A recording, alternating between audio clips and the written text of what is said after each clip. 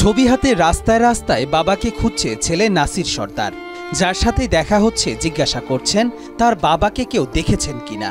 ঈদের দিন মাংস পোলাও রান্না হলেও খাবার পড়ে আছে অমনি। বাবাকে ছাড়া এ খাবার গলা দিয়ে নামেনি পরিবারের কারোরই। ঈদের দিন বিকেল থেকে সারা রাত Kamalapur rail station, bus stand ও বিভিন্ন হাসপাতালে হন্যে হয়ে খুঁজছেন বাবাকে। বাবার কথা বলতে বলতে একসময় কান্নায় ভেঙে পড়েন নাসির। চারপাশে তখন নীরবতা, আর তার চোখ দিয়ে গড়িয়ে পড়ছে নিঃস্ব স্বজন হারানোর বেদনা। কোথায় যাই খুঁজলে আমার বাবাকে পাবো?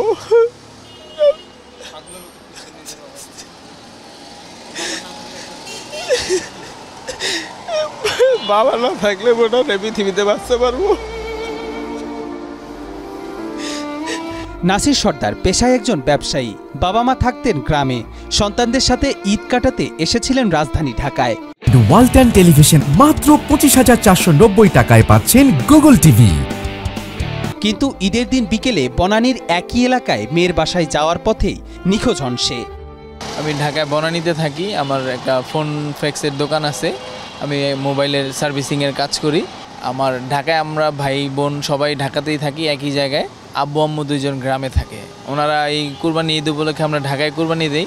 এই ঈদ উপলক্ষে ওনারা ঢাকায় আসছে। ওনাদেরকে বাড়ি থেকে আমার মেজো ভাইয়া যায় নিয়ে আসছে। তো আব্বু কিছুটা ভুলে যায়, এর জন্য আমরা কোথাও হয়তো বা একা যেতে দিই না। কিন্তু আমার বোনের বাসা খুব কাছাকাছি হওয়াতে আব্বু নিজেই একা একা যাওয়ার জন্য খুব জেদ করছিল। বাবাকে হারিয়ে পুরো পরিবার দুঃখের সাগরে হাবুডুবু খাচ্ছে। আমাদের জীবন কোনো আনন্দ নাই। ফ্যামিলিতে রান্না বান্না হয়েছে কিন্তু কেউ খায় নাই। এখনো খাবারগুলো পড়ে আছে, কেউই খেতে পারতেছে না। বাবা চলে গিয়ে কি করে খাবো? নাসির সর্দারের বাবার নাম মোহাম্মদ ওয়াহিদ। তার পরনে ছিল সাদা ফতুয়া ও সাদা লুঙ্গি। এ বিষয়ে বনানী থানায় একটি সাধারণ ডায়েরিও করেছেন তিনি। এদিকে বাবাকে খুঁজে না পেয়ে ভাই বোনরাও হন্যে হয়ে খুঁজছেন তাকে। ওই থেকেই আমরা সবাই ভাইটাই যারা আছি বন্ধুবান্ধব নিয়ে খোঁজ করতেছি। তো আমাদের মহল্লার এরিয়াতে মসজিদে মাইকিং করছি, মহল্লাতে খোঁজাখুঁজি করছি। কালকে রাত থেকেই অনেক জায়গায় খোঁজাখুঁজি করছি। ঢাকা মেডিকেলে খোঁজ করছি, কুর্মিটল হসপিটালে খোঁজ করছি, এরপরে সরওয়ার্দীতে খোঁজ করছি। তো অনেক জায়গায় খোঁজ করার পরেও কোথাও খোঁজাখুঁজি করেও পাচ্ছি না। এর জন্য আজকে গুলিস্তানের দিকে আসছি ছবি নিয়ে, যে দেখি কোথাও পাওয়া যায় কিনা। আমার বড় ভাইরা বের হয়েছে মাইক নিয়ে, সিএনজি নিয়ে, মাইক নিয়ে বের হয়েছে। ওনারা অন্য এরিয়াতে খোঁজ করতেছে। আমার ছোট ভাই আছে, ওরা মিরপুরের দিকে খোঁজ করতে গেছে।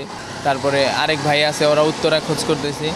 আমি গুলিস্তানের এদিকে খোঁজ করতে আসছি, কারণ বাবার ছাড়া তো আমাদের কোনো গতি নাই। তার বাবাকে খুঁজে ফিরতে দেখে অনেকেই এটিকে বিরল ঘটনা বলে দাবি করছেন।